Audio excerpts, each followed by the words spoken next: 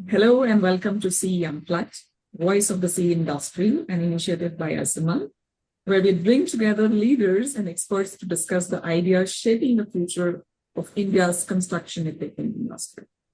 I'm Shweta Singh, the co-convener of Human Capital Panel at ICEMA, and I'm head of People and Culture at CE India. And I'm delighted to host today's conversation. Our theme today is especially relevant for the future of our industry, shaping the workforce of tomorrow for the evolving CE industry. We talk about skill, productivity, technology, and innovation. The construction equipment sector is evolving rapidly. Automation, digitalization, sustainability goals, and changing workforce expectations are defining not only how we work, but also the kind of talent and capabilities the industry will need in the years ahead. And to discuss this important subject, I am honored to welcome two distinguished industry leaders with me. I have Mr. V. Vivekanand, immediate past president and convener of the Human Capital Panel at ICEMA and the managing director of Caterpillar India. I also have Mr. Umesh Hota, co-convener of the Human Capital Panel at ICEMA and executive vice president HR at JCB India. So, gentlemen, thank you for joining us today. Thank you. Thank you, Shweta, for hosting this session. Great. So let's get started and see what the host of things we have to offer here. So let me begin with the broader picture. The CE industry today is undergoing a massive transformation driven by technology, infrastructure growth, sustainability goals, and changing business models. And in this context, when you think about it, how do you, so maybe I come to you, Vivek, first, how do you see the workforce evolving alongside these changes? And what, according to you, define the future of tomorrow in the CE industry? Yeah, thanks, Sweta. I think, as you rightly said, the CE is going through a massive transformation, not actually an incremental improvement from what it used to be. And in that context, it's also important that the people who are the backbone of the CE industry also actually just get future ready in terms of the skill set, what they need to acquire to be actually just enabling that ecosystem to mature. So in that context, if I were to really just look at the workforce, what is really something which we need to be prepared for, I think CE industry is definitely much more technologically advanced, as you rightly said. And we need to actually just get to the point of ensuring that we are proactively equipping them with the right set of capabilities, which will actually ensure that they are able to actually provide the solutions which are going to be much more technologically advanced than any other industry. And when it comes to another important aspect you talked about is the sustainability, because we are not going to really just take sustainability as a nice to have. And if you were to look at the technology vision roadmap of CE industry, sustainability is actually at the front of it. And then we want to really just make sure that as we build the infrastructure for the nation, we want to make sure that we build it in a sustainable way. So which means we need to embrace all the future ready sustainable technologies as part of the industry, and our workforce are going to be extremely important to make sure that they are able to provide the solutions which will actually embrace sustainability to meet our 2070 goals and sustainability. So I think technology and sustainability is definitely the two important aspects of it. Then embracing that capability with our workforce is going to be extremely critical to make sure that we are actually successful. Thanks, Vivek. And very well that you mentioned about the right capability that we need to have, but also how do we embrace sustainability as we move ahead. Umesh, what do you think about this question? What comes to your mind? I agree with Vivek. He very nicely spelled out what really construction equipment industry needs to have. If I refer to three reports, one is the Future of Jobs report published by World Economic Forum 2025. And it talks about manufacturing as an industry. The other report, which is two reports which are very specific to construction equipment industry, is Procure Future State of Construction Report 2025, which is a global report. And the third one is Royal Institute of Chartered Surveyors. The report is again about digitalization in construction industry, which is released in 2024. They did a lot of survey and they tried to answer this question exactly, Shweta, that you are asking. And the outcome is indicative of very interesting things. It says that the skills or the technology is available. The technology is there. AI is there. It is much advanced than what manufacturing industry needs today. Mechatronics, it is there. Softwares are much advanced than what manufacturing industry needs today, and construction equipment industry is no exception. What is important today is to have people who can use it, meaning thereby we need to have sufficient number of people who could use these technologies, be it AI, ML, advanced software, mechatronics, and host of other technologies, and leverage those technologies to the advantage of the industry A, and B to the advantage of the customers. That's the need. The second aspect I would like to highlight is the half-life or self-life of a skill is much shorter than what it used to be. Right? So construction equipment industry, as much as any other industry today, needs to shift its focus from hiring skilled people. I'm not saying certainly we should not hire people with the required skill. We should, and we should create an ecosystem which develops those skills. But also we need to develop an infrastructure within the industry, within the organization, which would replenish those skills with which we hired these individuals with the contemporary skills which is relevant today. And this landscape is ever changing. And so well said, Umesh. And you talked about certain reports and how we have everything that we need. It's just that we need people who can leverage it to the advantage, and how we need to shift. And there was very interesting article that I was also reading, and it talked about skill is the new currency of work. And it's so important that we equip our organization to see in that light that tomorrow our workforce will be known for the skills that they carry and not by the hierarchical titles. There was this tendency of growing vertically. You become, in the designations that you carry, but you don't change your skill. And more, as you said, we just don't need one SMEs. We need people who can learn and relearn many different sort of skills over a period of time. And then you have a basket, and then you grow, and then you leverage. So very interesting thoughts. And this really adds up to how in the future the cross-functional talent can be highly, highly valued, who can bridge multiple domains and just not become one. So with that, let me ask a follow-up question. And maybe as I start with you, Umesh, do you believe the industry is adequately prepared for this, the transition that we talked about in all these changes which is happening? Or is there still a significant gap between current capabilities and future requirements? I feel there is a gap, and the industry needs to run a little faster to make up that gap. The other dimension I would like to bring up is looking at the future and creating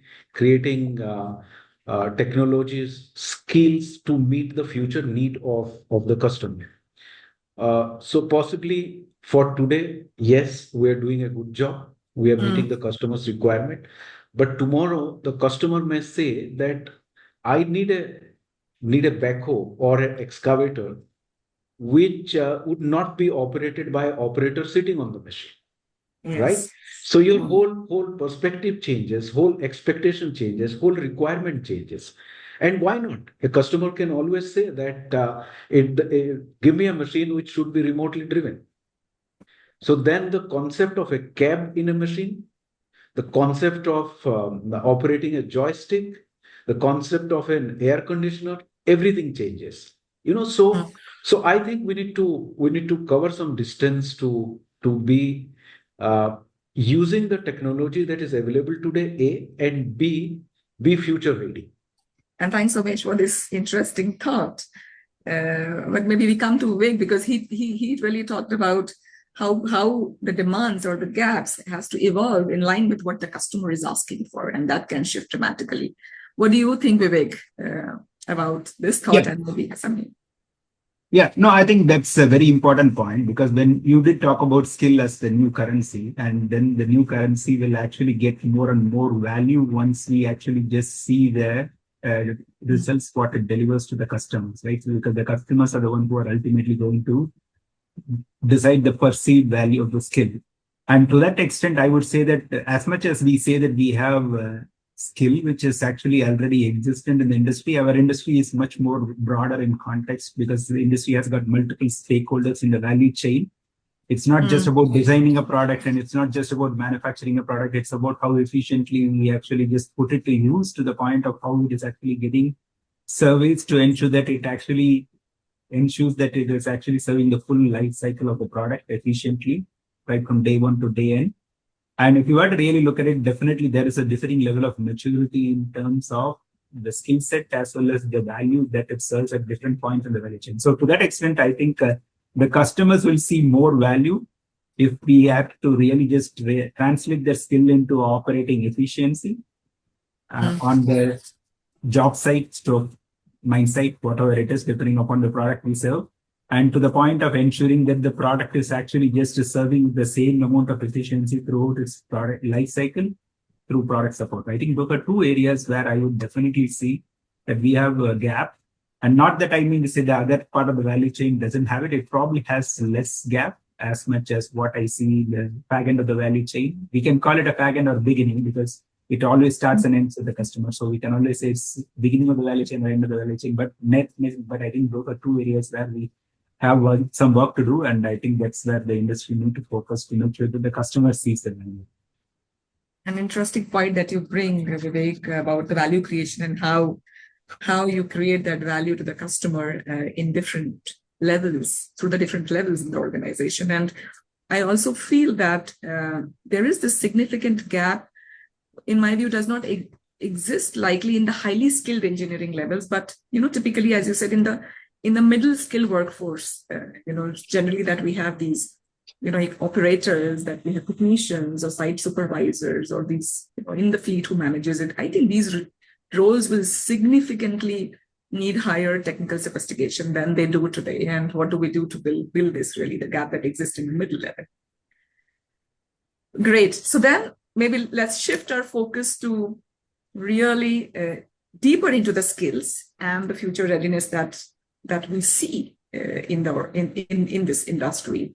And I would like to say that skill development has become central to industry competitiveness. And today, the conversation is no longer about just technical skills. It's also about, how we adapt, the digital literacy, the problem-solving attitude that you carry, and the process of continuous learning. And when you reflect on this perspective, the question that I have to you, Vivek, is what are the most critical skills the CE workforce will need over the next 5 or 10 years? And how you think the industry, our academia, and policymakers collaborate more effectively to build a future-ready talent pipeline? Yeah. No, I think I would tie it back to where we started, right? So the technology and sustainability are the two most important aspects what CE industry actually need to treat as their number one priority. And then coupled with that, where we need more focus is those front end or the back end of the value chain, what I just said, the customer and then the product support, the operation of the equipment as well as the product support to ensure the enhanced life cycle. But if I were to just expand with that, right? So I think the skill gap is pretty much not in the context of the equipment per se. And if I were to just expand a little bit, right? So if you were to look at most of the equipments which makes up this sector, I think those are technologically advanced equipments. So most of the equipments which are sold in the sector are actually connected assets, which has telematics in it. And if you were to really look at telematics is just a feature, right? So it's actually says that the equipment is actually capable of actually getting connected and then you can get to know the real-time performance of the assets. But the value creation, to the point what I just said, how much of that is actually translated into value? It's not happening to the extent what it needs to because of the fact that there is a skill gap which exists. To the extent that how can we leverage the valuable insights we get from the equipment in a way that it actually translates into value? And it's not happening to the extent what we would want because of the gap in the skill set. That's one. The second important aspect of it is I will put sustainability into a different bucket. I think all of us definitely know the value of sustainability, including the customers, but that's still lacking in the place of adoption of the technology, because it's not just about the equipment readiness, but the end-to-end ecosystem that needs to be ready for that to be a viable alternate. So I think we need to really just look at what will it take to actually just make sure that the scope of the end-to-end ecosystem that needs to be ready on the skilling side of it to make sure that the adoption becomes faster. And I think those are the two areas I would say. So one is the depth, another one is the breadth of what we need to do on the skill so that we are actually ready for the future. Thanks, Vivek, for emphasizing the fact that the value creation space, how much do we need to evolve and understanding the customer's need, and so therefore what we build and what we sell, but also the sustainability. But maybe Umesh, what would you like to add, but also reflect on a little bit on these collaboration between industry, academia, and policymakers? What can we do to build this future talent? I think Vivek said it very well. So I will not like to delve into that area, but I like to speak about the industry, academia, and policy makers collaboration. Today, if you go to an academic institute, specifically an engineering college, an evolved engineering college, you see professors who are very well qualified. They have got labs. Can the industry use those? There's two resources: professors who are very well qualified, and the laboratories which are very evolved, and the students who are ready to work, who are ready to learn, who are ready to prepare themselves for future. So can we use that infrastructure? So that is one. The second one is the academic curriculum really designed to suit a particular industry? Do we have programs for construction equipment industry? Can we reshape the curriculum, a part of it, because of which a student who graduates from a college becomes more ready to be productive in a construction equipment manufacturing facility? And the third one is the teachers who teach in a technical institutes, they usually depend on the textbooks. Can they themselves get exposure to industry so that they know the practical reality? So do they really understand the customer, what the customer needs? So I think a lot of work we can do around this, and the policymakers for sure, by framing rules and regulations, they create an ecosystem where the institute is ready to experiment and an industry is also ready to experiment. And they bring both of them together to collaborate. I also believe that, this co-development of the curriculum is so important these days. And it's up to us also that we share these technology roadmaps that we have in our companies. There's a big OEM responsibility out there.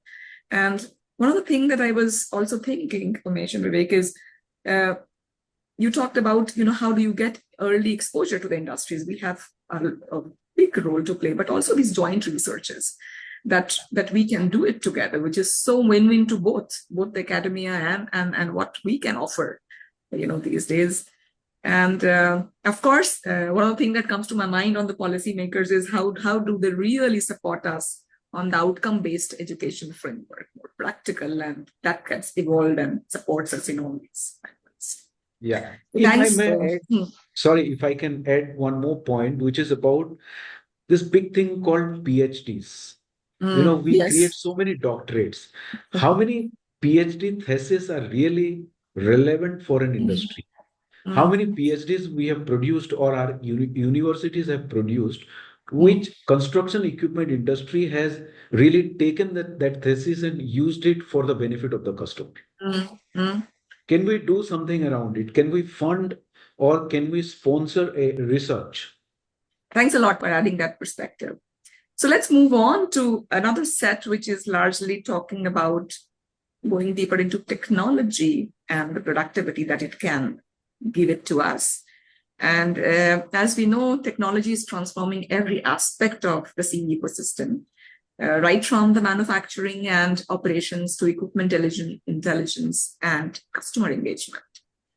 And the question that comes to my mind is, how do you see technology influencing workforce productivity in the coming years? Because we know that while technology creates efficiencies, it also raises concerns around, workforce displacement, that the fear that gets created. And in that sense, how should we as organizations bring balance of automation and human capability development? So maybe if I come to you, Umesh, on this question. Yeah. Shweta, very relevant point. The productivity in future is going to come from use of technology. So first of all, we need to have the right skill to use and leverage the technology. Today, the technology is connecting various things. So it's a connected world. If there are 10 machines, the machines today interact with each other. So do our workforce really understand that? Do they really leverage that? The apprehension that many people today have is that infusion of technology makes people surplus or makes people relevant. So we have to dispel this apprehension that technology is going to replace people. Rather, what we should teach our employees and educate our employees on is that you need to augment yourself to stay relevant. More relevant you stay, more in harmony with the technology and the technological development that you imbibe, more you accept, more you use, more productive you become, and more valuable you become for the organization. And the organization has to create that harmony among machines.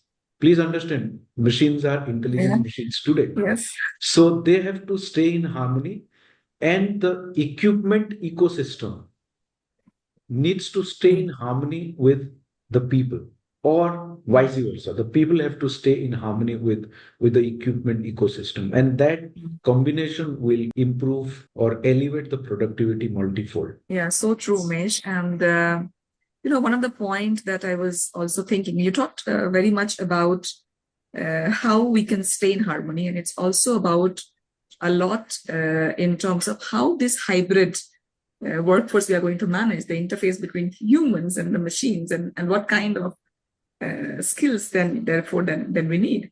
But one thing that I captured, you talked about how important is to look at how can technology make every employee more productive, safer, and more capable. That's the whole point that I loved about it. So maybe if I come to you, Vivek, what's your perspective in this area? No, I think one thing I may say is, right, base at which the infrastructure is actually developing in the recent past is significantly much more than what it used to happen. And I'm sure the future will actually say that it's going to be even more. So if you want to really just look at the pace of infrastructure development, definitely we can't do it faster. We need to do it smarter. So to that extent, that I think the workforce productivity is going to be extremely important, which comes with the technology that the equipment embraces, to the extent of how we actually put the processes that makes the equipment embraces to be even more productive. So it's more of an end-to-end game. So I think in that context, definitely technology is going to be not a nice to have, which used to be the case in the past, but it's actually going to be a must have. Not just in the context of meeting the demands of the end customers, but also in the context of actually repositioning India as an epicenter of manufacturing those equipment for the rest of the world, right? Because India has really just got to the point of being self-reliant to actually just making sure that repositioning itself to actually serve the global needs. So in that context, I think productivity is definitely going to be one of the big differentiator, and technology is a big enabler for productivity. And when it comes to the balancing of those capability, human and AI, I think, we talked about the AI a lot in the recent past, and I know it's not about whether it's human or AI, it's all about how successfully AI is going to be determined by how effectively the human is going to embrace AI and then use that for augmentation. So I think it's all about the future is with the people who embrace AI, then whether it's the people or AI which will actually overtake each other. So I think in that context, I would say that India is in a niche spot, because India has got the best age demography. India has got the best of the technical skill set. And if we have everything that is really required, I mean, say the foundation, right? These are not easy to create, and no other country has got that advantage. So in that context, I think it's all about how we really embrace AI to actually drive the differentiation. And embracing AI doesn't embrace AI. It's a human being who will embrace AI. So I think in that context, that's what is going to be the big differentiator in the future. And thanks for having that perspective, Vivek. And I think ultimately it will boil down to how we can better coexist in this newer ways and newer things that we are creating together in this ecosystem. And that brings me to the very important point about innovation, because all of this ultimately leading to this area of work. And if I can ask you this question, Umesh, is how important is innovation for CE industry, and what should the organization do to foster it? Innovation is crucial and critical for success of any business. And when we speak about innovation, it is not necessarily about R&D or R&D spend. R&D spend is certainly required to create something new, which is technologically more advanced. But also innovation is about behavior, linking something new to the customer's need, linking something new to cost reduction, linking something new to more convenience to the customer. I think innovation is a lot about that. Innovation as a part of your way of work, then you have to focus on two things. You have to have a set of people. The third one is about R&D. I'm not qualified, so I'll not get into that area. But most certainly, you need to have people who are innovative by nature, and you need to have a culture which fosters innovation.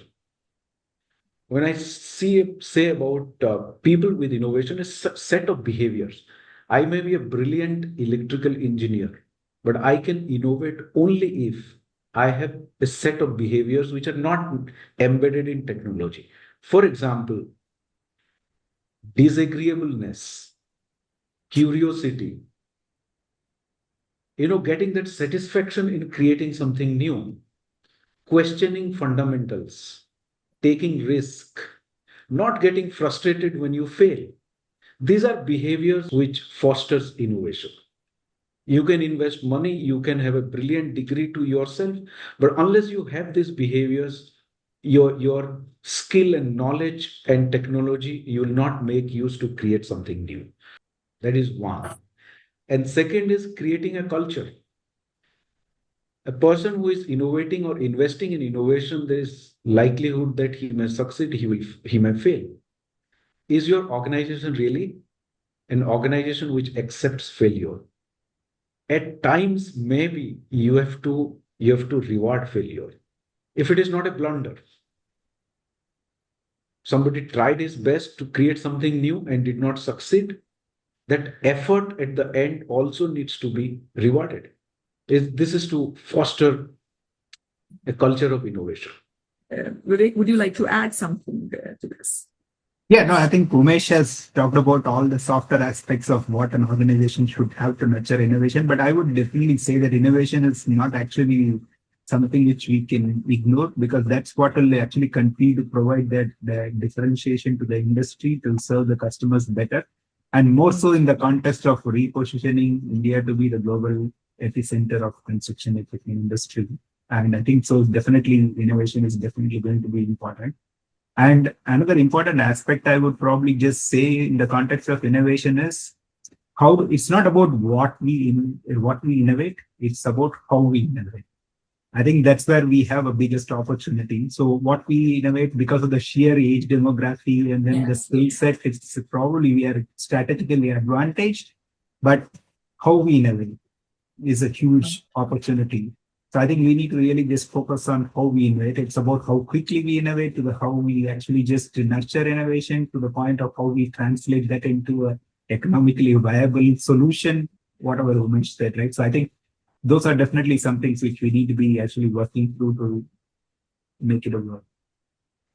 And thanks for bringing that perspective, Vivek. And it's so much about, and I hear you it's so much then about the continuous improvement. This is something that we keep working on it. We don't have to always go with the mindset that today I'm going to innovate. It's about, in my work, as I do, and if I have those behaviors in it, I will work with continuous improvement and bring this small little innovation that makes a bigger difference. And the second thing that comes to my mind is, many, many years ago when, things were very different, we had so many doers, and we expect that there will be only few people thinking and many people doing. And we have come to a world, if we stay with that, we are regressing big time, and we want everybody to be thinking and doing equally. The ratio might differ, but we need both these, the brains and the hands, to come together and work with this piece of the work.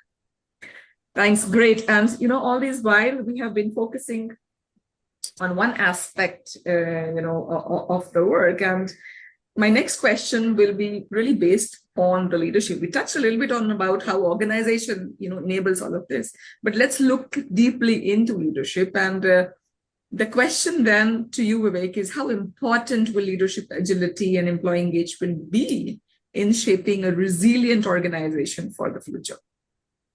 Yeah, I think things have changed significantly in the recent past, because in the past, most of the leaders are actually very well prepared to actually just respond to those, I would call it as a market forces that will actually be determining our course of action, right? Because those are actually the known disruptions.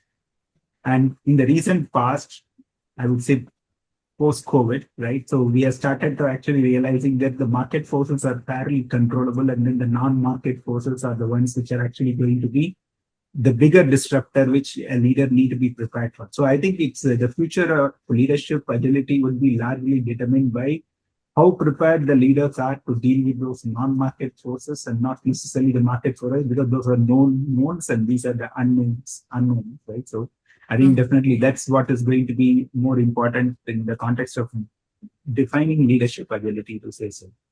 And when it comes to the employee engagement aspect of it, I think it's when we talk about nurturing innovation, because normally the employee engagement has a measure of success of how productive they are, but innovation is very difficult to measure the productivity in metric sense or a true numbers per se. But I think it's about the kind of the emotional engagement than a rational engagement. So what will we need to do to ensure that we have the better ability to measure that emotional engagement, which is going to be actually just accelerating innovation and helping them to really just continue to look more and more creative ways of solving problems, and then getting new solutions is what is going to be the primary determinant for us to really just look at both leadership agility as well as the employee engagement. Right. And then that's a lot of depth that we talked about, how these leaders' agility will come into the picture. But I think a great take and perspective that we'll bring in. With that, we now move to the rapid round to make it much more interesting. So the first question, the workforce of tomorrow will be? Agile, adaptive. Vivek? Those who have the ability to learn as well as unlearn. Right. So Vivek, the most important skill for future leaders is? Managing adversity. We heard that. Yeah, great. Umesh? Managing uncertainty. Umesh, technology should empower people